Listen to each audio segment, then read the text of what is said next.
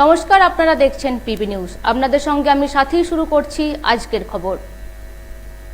Interview বঞ্চিত upper primary চাকরি প্রার্থীরা আজ মোহরকুঞ্জ থেকে মাতঙ্গিনী হাজার পর্যন্ত একটি মিছিলের আয়োজন করে। দিদির কাছে চলো, দিদির কাছে বলো এই স্লোগান নিয়ে এদিন তারা মিছিল শুরু করে। অবিলম্বে তাদের চাকরি ফিরিয়ে দিতে হবে এই দাবি নিয়ে মিছিলে নামলেন তারা।